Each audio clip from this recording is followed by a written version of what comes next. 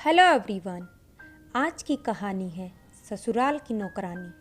कहानी अच्छी लगे तो लाइक करें, शेयर करें और चैनल को सब्सक्राइब करें। शर्मा जी की पत्नी शशि अपने छोटे बेटे की शादी को लेकर बहुत परेशान थी। कितनी सारी लड़कियों की फ़ोटो देखी, लेकिन एक भी लड़की उन्हें अपने बेटे के लिए बहू के रूप में पसंद नहीं आ रही थी। थोड़े दिन बाद शशि अपनी बहन के घर एक गोद भराई के छोटे से फंक्शन में गई। उन्होंने वहाँ एक लड़की देखी। उनको वह लड़की बहुत ही अच्छी लगी। उन्होंने घर आकर सबको बताया।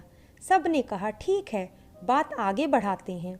उन्होंने कुछ रिश्तेदारों से पता कर लड़की के माता पिता से बात की और लड़की की तस्वीर मांगी, अपने परिवार को दिखाने को और मिलने का भी तय किया। लड़की के पिताजी ने व्हाट्सएप पर लड़की की फ़ोटो भेज दी। जैसे ही शशि जी के पति विनोद और छोटा बेटा कुणाल दुकान से आए, शशि जी ने फ़ोटो दिखाई और बोली, मुझे ये लड़की पसंद है, मैं इसको ही अपने घर की बहू बनाऊंगी। इतना सुनकर कुणाल को गुस्सा आ गया। मम्मी, आपने अपने मन से मेरी शादी कैसे तय कर दी? क्या आपने मुझसे एक बार भी पूछना ज़रूरी नहीं समझा और सीधे लड़की देखी और शादी फिक्स कर दी? और तो और लड़की देखने के लिए हाँ कर दी। एक बार भी पूछ लिया होता मुझे लड़की पसंद है या नहीं। तभी कुणाल के पिताजी बोले, बेटा, इसमें तुमसे क्या पूछना? क्या हम तुम्हारे लिए गलत लड़की का चयन करेंगे? और अगर ऐसा करना होता तो कब का कर चुके होते। तुम्हारी माँ ने तुम्हें पता नहीं कितनी सारी लड़कियों का फोटो देखने के बाद इस लड़की को पसंद किया है। कुणाल ने साफ साफ कह दिया, मुझे शादी नहीं करनी, और अपने कमरे में चला गया।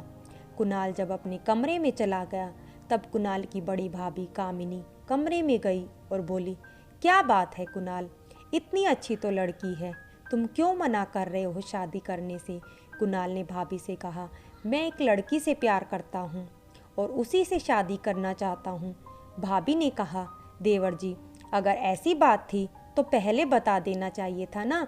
माँ जी कब से परेशान थी आपकी शादी करने के लिए, कहाँ कहाँ नहीं लड़की देखी।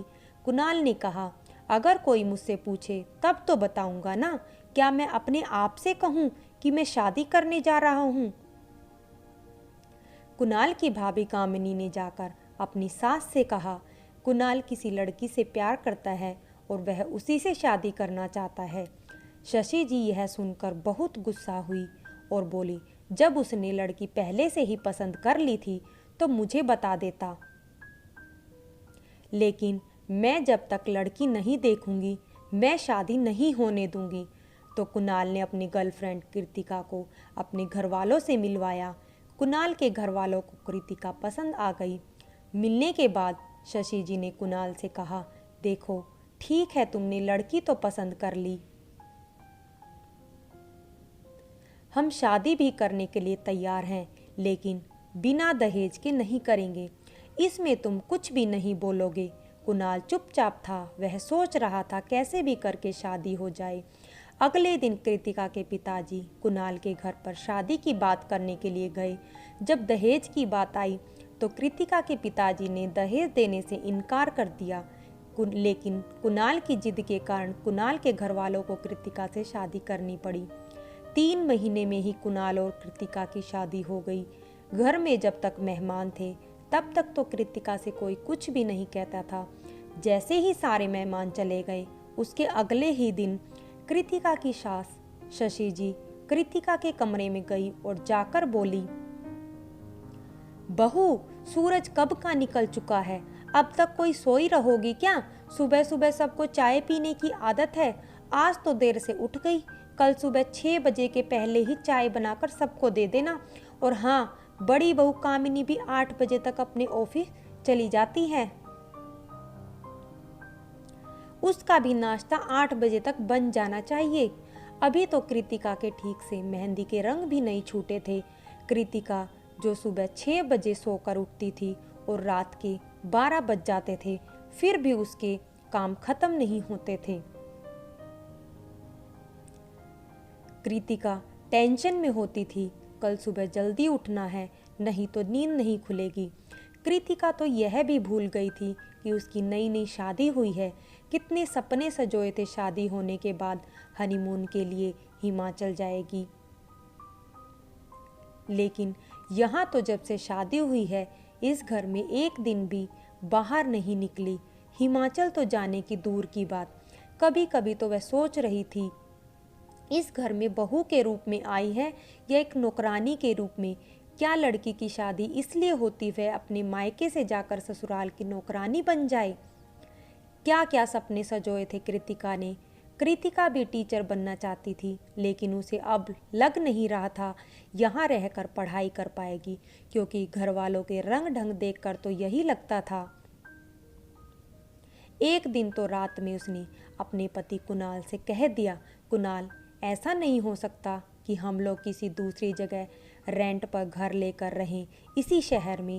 यहाँ तो मैं सुबह से शाम तक सिर्फ काम ही काम करती हूँ। कुणाल ने कहा, तो फिर तुम क्या कहना चाहती हो?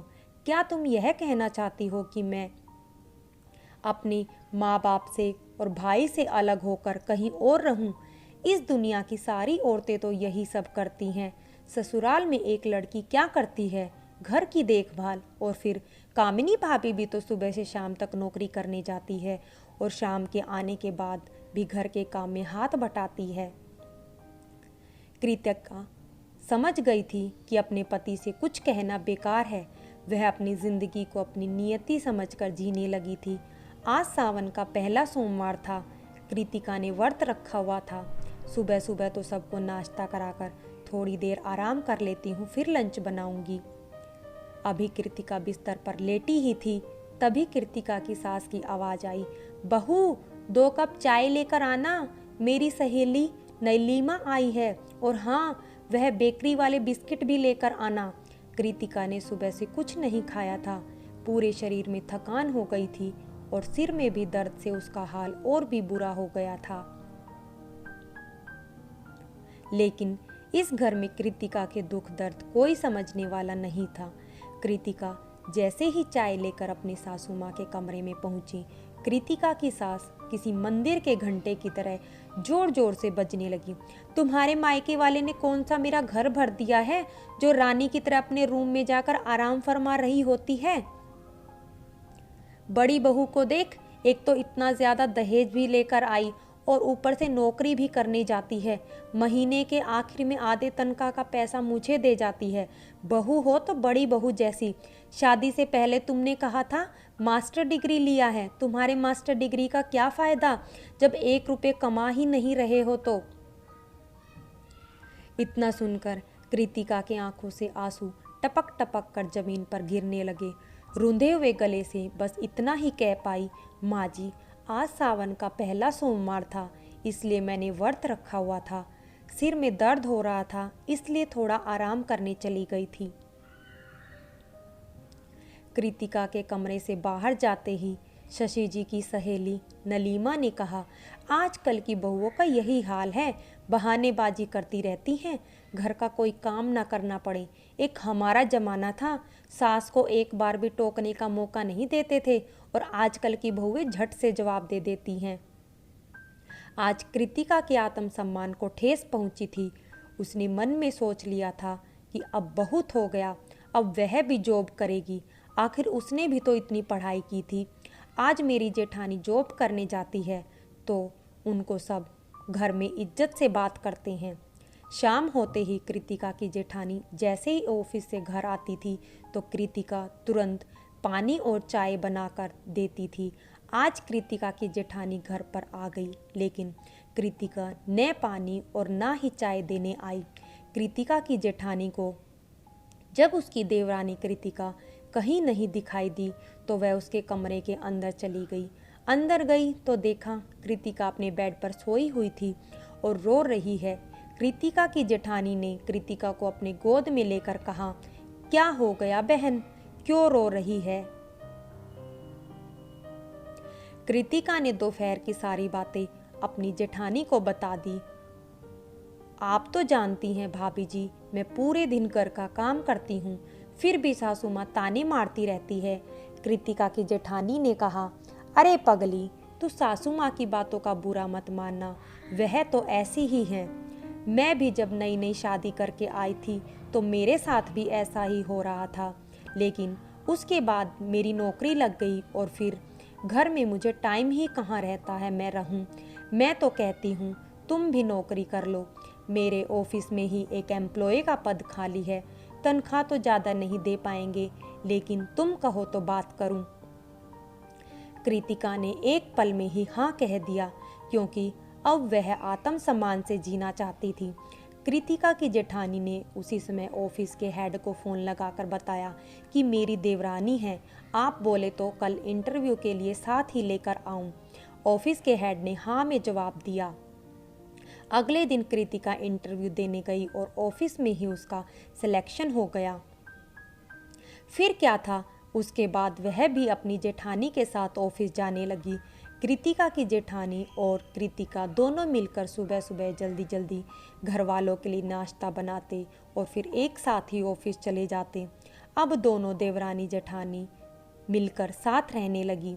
कृतिका को भी जितना तनख्वाह मिलती थी उसमें से आधे पैसे अपने सास को दे देती थी। अब उसकी सास भी कृतिका से सही से बात करती थी। दोस्तों, इस कहानी का मतलब यह है कि आपका अपने आत्मसम्मान की रक्षा स्वयं करनी पड़ेगी, कोई दूसरा नहीं करने आएगा। आप अगर किसी और के भरोसे बैठेंगे तो वही लोग आप पर ताने मारेंगे। इसलिए आत्मनिर्भर बनिए और दूसरों को भी प्रोत्साहित कीजिए। अगर कहानी अच्छी लगे तो लाइक करें, शेयर करें और चैनल को सब्सक्राइब करें।